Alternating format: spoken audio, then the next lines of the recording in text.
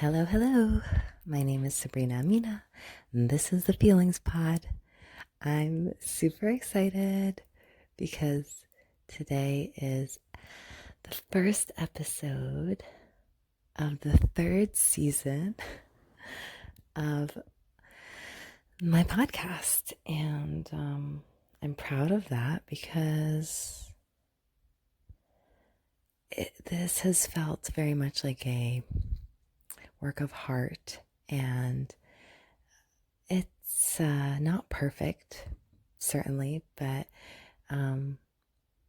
it's an exploration that feels true and authentic and aligned for me.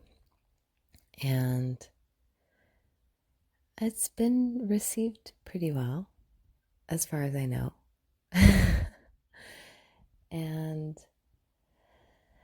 yeah, this season, I started in the winter. So I did a winter season, a spring season, and now it's a summer season. And I started this podcast with the intention of just sharing what I learn through experiencing emotions with mindfulness. And most of the episodes thus far have been focused on like some of the more challenging emotions, and that those are the emotions I've been able to navigate with more ease thanks to my mindfulness and mindful self-compassion practice. So at the very least, I hope this podcast serves as an invitation for you to do the same. I hope it inspires you to open up to the more difficult feelings that sometimes we push aside or are afraid of facing. Today, I want to focus on disappointment because I think it's an emotion that we try to avoid at all costs. We don't want to be disappointed. So what do? We avoid putting ourselves in situations where we might have to face disappointment, which is fear-based behavior. And if there's one thing I strive for, it is to be in touch with and aware of my fear-based behaviors as much as possible, because my fear-based behaviors keep me playing small. They keep me from showing up fully and authentically. They keep me hiding. I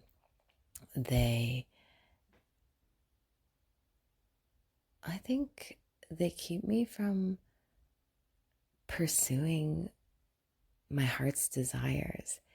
And the inspiration for this episode today came from a conversation I had with a friend yesterday who, I forget the context, but they basically said, well, I don't want to get my hopes up. And I was like, I don't know, those kinds of statements now stop me in my tracks a bit. And I'm like, what? Why? Why wouldn't you want to get your hopes up? Hope is such a beautiful thing. Hope is such a wonderful emotion. Hope is like, what would we do in a world without hope? Get your hopes up, people. Stop being afraid to be disappointed.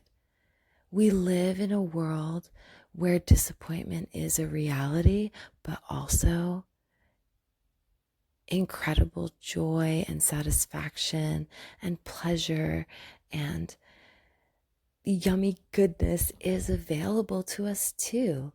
And as long as we're unwilling to face depth and darkness, we're also not available to experience the incredible lightness of being.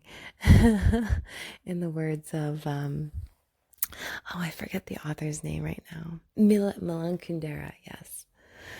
Yeah, so please Tap into your hope, tap into your desires. Stop avoiding the things that you really want, the things that you really desire, because it might not work out. Because guess what? It might work out. It just might work out. And it just might get to be that good. So, yeah, just like feel into that for a minute. What does it feel like to just set aside fear for a minute? And I think one of the scariest places to let go of fear or just face the fear is in relationship. You know, when you meet someone new and you're excited about it, but you hold yourself back a bit because you're like, oh, it might not work out. And you hide or withdraw or play silly games. And we all do it. What if we could just really show up fully in these connections that feel exciting and vibrant and breathe life into us? What if instead of starting a project thinking, oh, I'm not going to get my hopes up about this, instead of future casting into a potential disappointment, what if you were fully here and in it right now, fully present to the excitement and fully present to the spark of desire that inspired you to pursue this project, and like lived in that space? And yeah, sometimes we can kind of navigate challenges and disappointments, but that's part of the beauty of the process. Like facing disappointment, let me tell you, you are totally capable of facing disappointment. You know, I'm just gonna say it. I remember the disappointment I felt when Trump got elected, and I was just like, holy moly, holy moly. For some reason, that was like the biggest disappointment that came to mind in this moment. But yeah, like just think of a huge disappointment that you had, and like just remember that you dealt with it and got through it. You know what? Imagine a Yankees fan, like Yankees fan, like I don't know what, like sports fans. You know, they get crazy about their teams. And honestly, I don't think they show up to the stands with this kind of energy. Well, I'm gonna root for the Yankees, but I'm also not gonna get my hopes up. No. they show up, they fully in support of their team, they fully imagine that they're gonna win. They're so certain of it, they put money on their knowing and their trust, on their belief that their team is going to win, and they're not worried about disappointment. I mean, sure, they deal with it if they have to, but like they're all in. Those sports fans. I'm not really a sports fan, but like I definitely honor their commitment to the mission.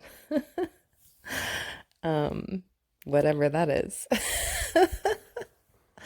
Anyhow, so yeah, like be in a space where you let yourself feel the good feelings fully without worrying about it not working out, without constantly being in fear of the thing going away, without constantly worrying or trying to control and manipulate. So this is a problem. It's like sometimes we're so desperate to avoid disappointment that we'll do anything we can to try to control the situation.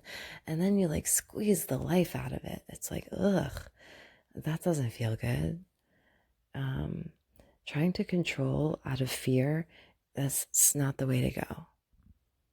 Go with your heart's desire. Follow that.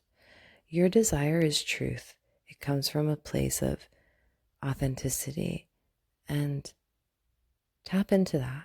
I'm not like, desire is something sacred and real.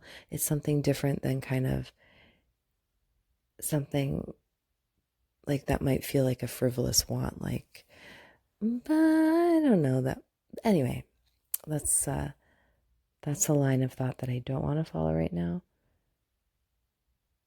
my point is that instead of dismissing desires as frivolous, like really tap into them, really tune into what do you want to see in your life? What do you want to create in your life? And what would it feel like to pursue that and set aside the worry and fear that it might not work out?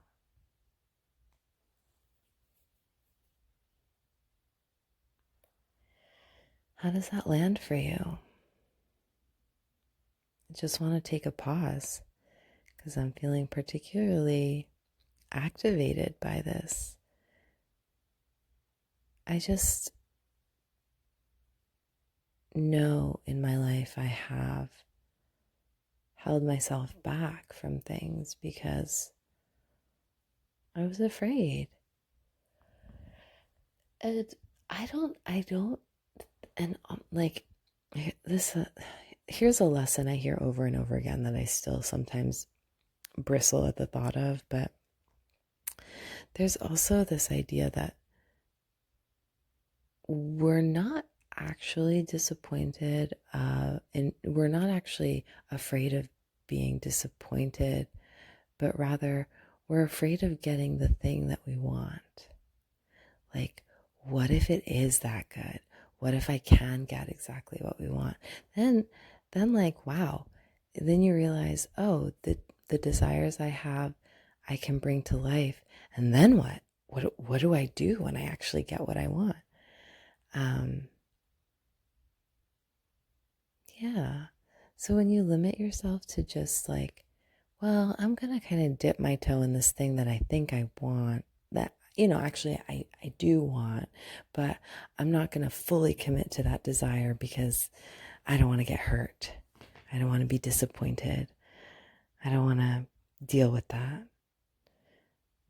Like, cultivate the trust in yourself, cultivate the self-confidence, cultivate the courage to face that fear. That's my invitation for you this week. Let yourself allow for the possibility of disappointment. And when you let yourself allow for the possibility of disappointment, you also allow yourself the possibility of living out your wildest dreams. Sure, it might not work out, but there's also the possibility that it very well could work out. So yeah, lean into that. Notice the places and spaces where you're like, not going to get my hopes up. Get your hopes up, babe. That is my message to you this week. Get your hopes up. And with that short message from our sponsors, i.e. the spirit guides, let's settle into our practice for today. Find a comfortable position. Wherever you land, whether you're lying down or sitting up, just make any micro adjustments you need to get maybe 10% more comfy. And as you settle in, connect to your breath. Bring attention and awareness to your inhale. Bring attention and awareness to each exhale. And as you slowly breathe in and out, breathe in the courage that you need. Breathe out the fears you've been grasping. Breathe in that courage. Feel it in your belly. Exhale any fears that come up. Take a deep breath in and let it go.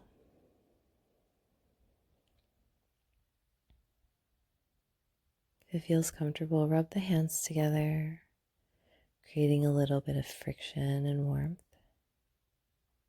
Take a deep breath in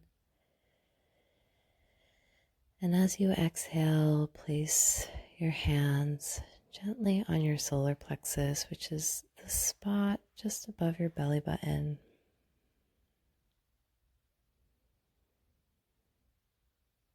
The color associated with this chakra is yellow, and the solar plexus chakra is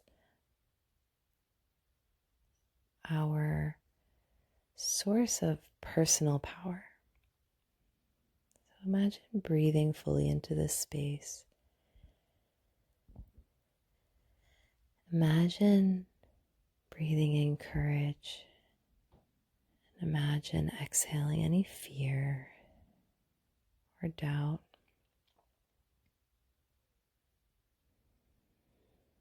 And as you breathe into the belly, imagine golden yellow light emanating from this space, radiating outwards. Imagine that warm light enveloping your entire body as it expands and radiates outward. Imagine the power of the sun kind of radiating from your center. And feeling into that power, feeling into that warmth, feeling into the energetic alignment of joy. Take a deep breath in and let it go. And as you continue to follow the inhale and exhale, imagine a pulse around this light. Imagine the light expanding as you inhale and contracting as you exhale. Take a deep breath in and out.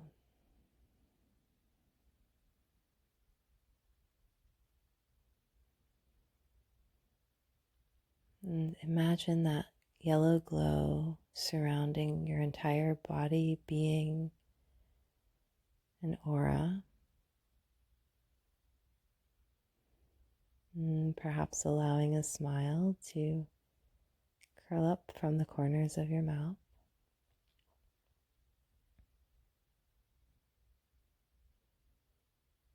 And as you close the practice with a deep inhale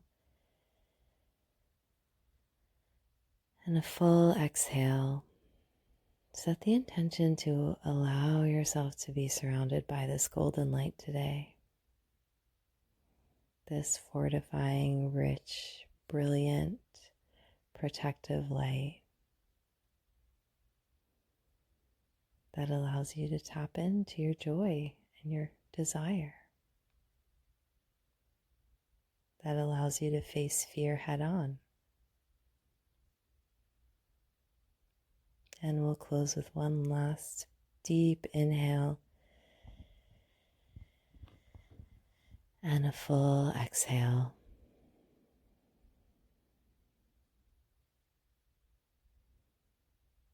And if you wish to continue your breathing for a few moments, feel free. Whenever you feel ready, you can flutter the eyes open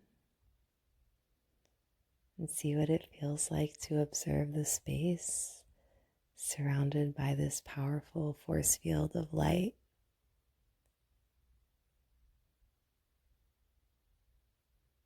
Thank you so much for listening. Thank you so much for practicing with me. I wish you a wonderful week.